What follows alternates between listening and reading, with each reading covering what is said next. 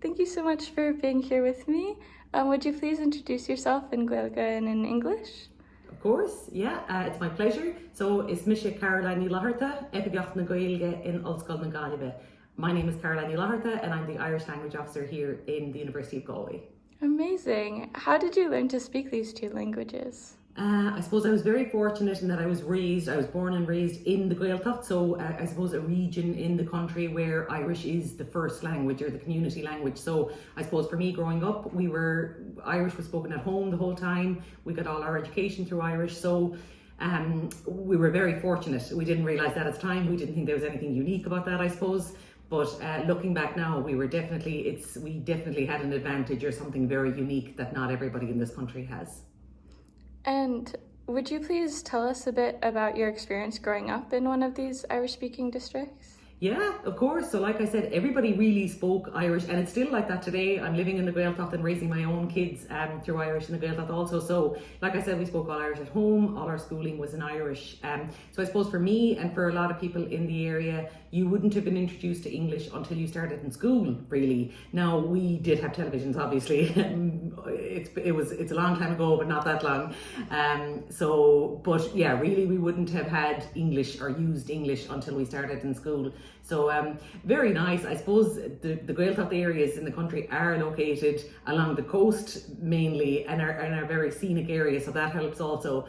But we didn't understand, like I said, that we were in any way unique. We just thought that everybody in the country grew up like this until we got to the age where, of course, we started learning about it. But a very, very enjoyable, relaxed, safe environment.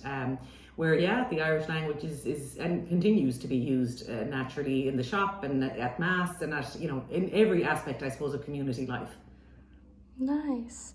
And can you tell us a bit about your current work at the University of Galway? Yeah, of course. So I've been around a while. I suppose I'm over 20 years working in the university now, but in different jobs. So I've been in this current role since the end of 2021. So I was the first Irish language officer to be appointed in the university, and they had just launched their first Irish language strategy. So it's an amazing opportunity. I was delighted to be given the opportunity, I suppose, to have or to be a part of implementing that first Irish language strategy in the university. So my role is, I suppose, wide-ranging is one way to put it. So I deal primarily, I suppose, with compliance with the Irish language legislation. So we have to make sure that we're compliant and that there are certain things in the Official Languages Acts that we have to do as a public body. So I'd be responsible for that. If somebody makes a complaint to the Irish Language Commissioner's Office, that would come to me, and then we sort it out internally. But also, I'm just returning from a Té agus play, so like an informal staff get together where staff can come together and have a cup of tea and a chat. It doesn't matter what level of Irish you have. So there's a social aspect to it as well. But as well as that, I suppose you're trying to really encourage people to engage with the language at every level. So that can be challenging because you're talking about such a wide variety of competency levels, I suppose, people, fluent speakers, down to learners, down to people who have never heard or used the language, or people, international students and staff members, but so rewarding because it's all very positive so far, thank God. That's very nice. And what are some of the strategies that the university uses to try to promote Gaeilge and that the Irish government uses, if you can speak to that? Yeah, it's funny. I suppose we're very fortunate here that we're located in the bilingual city of Galway alongside one of the strongest Gaeltacht regions, and we also have the 3 Gaeltacht centres. So I suppose we have always been renowned or well known as the bilingual university. So a lot of the initiatives actually that we'd do anyway are now being introduced by the government, and I'm not saying that they're following us, but it's interesting to see that we are ahead of the posse. But so yeah, some of the initiatives here is there are Irish conversation classes offered free of charge to all staff members and students also. And there's also a Cringe na Gaeilge, like a very specific class which is offered to staff members free of charge once a week for people who maybe are at a fluent level or have a good grasp of the language but want to focus on written accuracy, I suppose. So covering all levels of Irish competency. We also offer the diplomas in Gaeilge, so it's a 2-year diploma in Irish, so it's a recognised, accredited qualification, free of charge also to all staff members. and it's offered to students at a discounted rate. So they pay €250 per year, saving 2,000 over the course duration or so. So that's an amazing initiative. I think that's very important because a lot of students may not be able to do their full course through Irish, or their course might not be available, or they might have loved Irish in school but want to go down a very specific route, so they can still keep in touch with the Irish. And also, you know, the accredited qualification is always, they're always going to have that as well. So that's something that's unique to us, and it's something that we're very proud of. We do organise the tea agus plays and the coffee agus cora, and you know, we try, like Fhlatharta and the Gaeilge is coming up now next week, so there'll be a lot of different events happening across campus. But so they're the main initiatives, and it's interesting in the first implementation plan and the National Action Plan for Public Services, Irish Language Public Services was published, sorry, I'm thinking Australia, was published in 2024, and the first action plan was actually published in January. And a lot of those initiatives, really a lot of the initiatives are about supporting and encouraging, rather than looking at it as something that we have to do from a compliance perspective. It's definitely something where you're trying to encourage people, you know, to come along with you. And that approach is, I suppose it's, I'm trying to think of the word, it works better than trying to force people to do something against their will. You're preaching to convert it. You're bringing people along who want to be brought along with you, and that's very important. Nice, thank you so much. What do you see as the biggest challenges in promoting Gaeilge usage today? I think in terms of the university, I think for staff and students probably, it's time. I think everybody is very, very busy, and it's very difficult to find the time, you know, to do something in addition to your work. So the classes we offer are during working hours. Well, the diploma is offered in the evenings, but again, you've done your day's work. So I think time is a big thing across the board with any language, that, you know, it's a commitment, I suppose. I think the government are helping. They did in the national plan. There is in the official languages, the amendment, the 2021 Act. There is a provision there that all public bodies will have to make sure that 20% of their staff members are competent in Irish at level B2 or above. So that's very encouraging, because that puts the onus on the public bodies. So there is a requirement to ensure. So that in itself will make employers look at it as, look, not in terms of compliance, but it'll be taken seriously at the highest level is I suppose another way to look at it. And I think that'll really encourage employers to support their staff members. I think it'll encourage young people, because they'll see that there are so many opportunities available for them. So I think in public service in Ireland in 2023-24, about 35,000 people were appointed, we'll say, that year. So if you look at 20% of that, you're talking over 7,000 people with Irish at level B2 or above. So that's huge in terms of prospects and opportunities for young people. So I do think that's going to have a very positive impact. I think at the moment people are afraid of that nearly, or there's people are afraid that might not be, that they might not be achievable, I suppose, by the end of December 2030. But look, I think the fact that it's there is definitely going to drive that and encourage people to engage with it. So that's a huge plus, I think. Amazing. And what have you noticed about the attitudes towards the Irish language today, as well as maybe how they've changed over your lifetime? Yeah, so I suppose, like I said, I was unique in that I grew up in the Gaeilge, so it was normal to speak Irish all the time. And I've been very fortunate, because every job I've ever had, actually, I've been able to do through Irish, which is something that not everybody can say. So I've been very, very lucky. So I've had a very unique experience, I suppose, in a way. But attitudes towards the Irish language are certainly changing. Like, I see amongst young people today, they want to engage with it. They're proud. They're very proud of the Irish language. I remember when we were younger and we grew up in the Gaeilge, and when we come into Galway City, for example, or, we'd nearly be embarrassed on school tours to speak the language because you were different and you didn't want to be in any way different.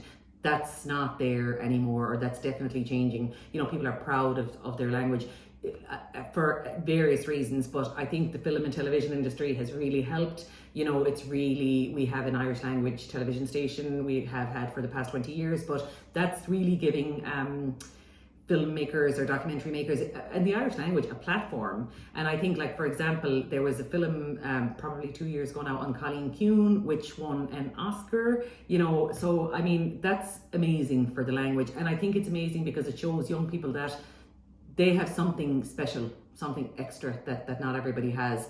Kneecap, the band, are doing great things for the language as well. So I do think there's a resurgence, or there's a huge appetite, I think, now amongst young people in particular, to reconnect or to keep the language alive, and I think that's incredible. Yeah. Nice.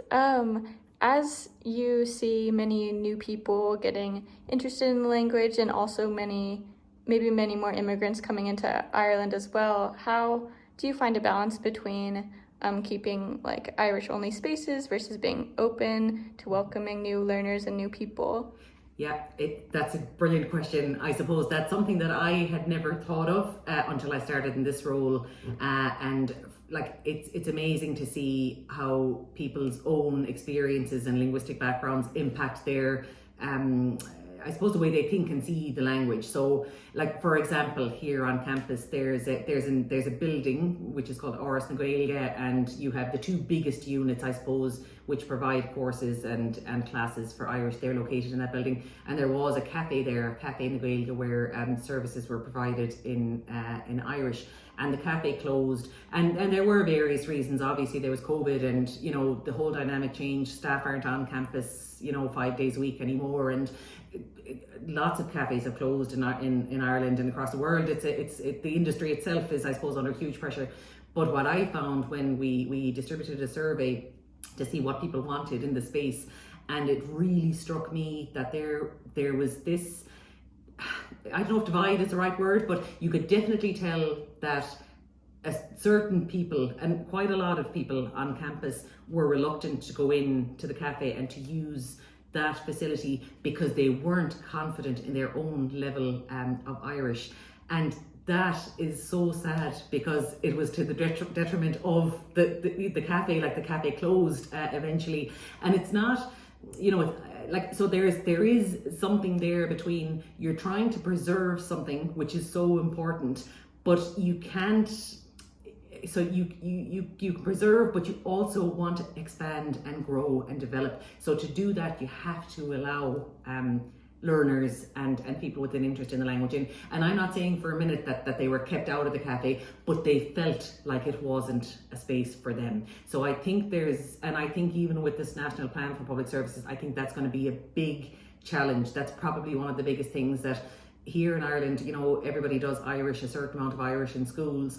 So you'd expect that people would have, you know, some level of confidence at the end of their 5th year or 6th year in secondary school. They don't. So I think that's definitely, and we saw it here firsthand with the cafe. So it is difficult to find that. There's a fine line between preserving and actually keeping, like, putting barriers up and keeping people out. And that's the last thing you want to do, particularly with the minority language, you know. Yeah, and I think you mentioned also there might be a new cafe run by someone from the Canary Islands, and that. Oh, there's a cafe on campus, so it's interesting. When the cafe closed, we were very, you know, eager to ensure that there was as much Irish as possible in the other outlets on campus, and I discovered that there is a man from Tenerife working in one of our cafes here, Cloud Cafe, who came to Ireland and is learning the language and offers discounts if you order through Irish, and that's all of his own accord. That's all based on his own love of the language and interest in the language, and I think that's incredible. I think, and that's something maybe I found in this role also. I'm delighted to get an opportunity to speak with new staff members at their inductions. So when they start in the university, you know, you go through all the various aspects, I suppose, of university life and all the services and supports. So I talk about the Irish language, and it's amazing the interest and the intrigue that people, particularly who weren't born here, have in the language. Like, people see it as this unique, precious thing, which it is. So yeah, it's very important. I think you know, international students and staff have a huge role to play, actually, in the future of the Irish language and minority languages in general. But it's very, it's great. I think it's great to see. Yeah, when you see others fighting the fight along with you. Yeah, that's so lovely. I'm wondering if you, or I guess Irish language officers in general, look to any other minoritized language communities for like inspiration in your work. Yeah. So I would deal with, or we would come together. I suppose the Irish language officers would come together quite a lot because we're all struggling, I suppose, with the same things. Or somebody does introduce an initiative that works well. We'd learn from each other. Wales would probably be the biggest one because a lot of what our Irish government are doing is following in the footsteps of the Welsh government. So, for example, we had Irish language schemes in place in all the public bodies. So that's where we sat down and made commitments as to what services would be provided in Irish and what services would be provided bilingually. And that was the same in Wales. Now they progressed and they moved to a language standard system, which our government is now doing also. So we haven't seen the draft standards yet, but they're on the way. So what that'll mean, I suppose, is it'll be the same across the board for different sectors. So we had an Irish language scheme, well, we had 3 Irish language schemes, but you might have had another third level institution that had one, and they may not have committed to providing the same services as us or vice versa. So I think just in terms of clarity for the public, that it'll be great that they'll know, regardless of what public body you go into within the sector, they're all going to be offering the same things. So Wales really, I suppose, would be the one we're most familiar with, maybe by virtue of the legislation. But we're always learning from other countries who are dealing with the same issues and the challenges that we have. Yeah. And looking towards the future, what would you like to see for the Gaeilge language and the Irish community? Yeah, I'm hopeful. I would love to see. So in the Irish, they launched a strategy for the Irish language in a 20-year plan, for the Irish language in 2010, and the goal at the time was to have 250,000 people, or Irish speakers, daily speakers, outside the education system. I think at the time it was about 60,000. In the last census, which was 2022, was just over, I think, 72,000. So I would love to see us reach that goal. But I suppose more generally, like, I do think that is, I do think we can strive, we can definitely get there, particularly with this 20% recruitment target. I think that'll have a huge impact. I think just what we're seeing at the moment with the kind of resurgence and the interest amongst young people, I think if that keeps gaining momentum, that there'll be no, there'll be a much brighter and future for the language. What we all want really is to make sure that the language survives. I'd love to see more intergenerational transmission in the Gaeltacht. So that's one of the key issues, I suppose, is that the Gaeltacht areas that people aren't speaking English maybe to the next generation. So the Gaeltacht isn't that hive anymore where you're guaranteed to have an Irish speaker wherever you go. Certain areas are stronger than others, but yeah, I think if people really, really see and understand the value of it, and they pass that on, that where the future is bright. Lovely. And finally, can you speak a bit to what it means to you personally to be able to speak Gaeilge, and if that's changed over your lifetime?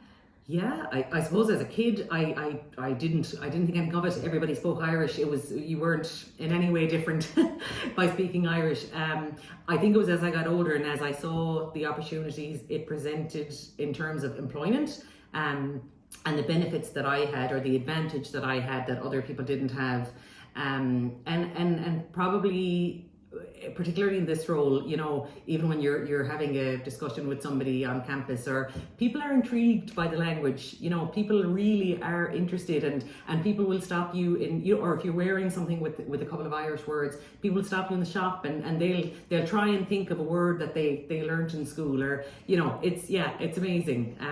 So yeah, my attitude towards language, I'm proud. I'm really, really proud to be an Irish speaker. Like, I'm very aware that my Irish isn't half as good as the Irish my parents had, and sadly the Irish my children have, probably won't be as strong as the Irish that I have. But look, I think if there's an interest and if we can pass on the pride, I think we'll have done our bit.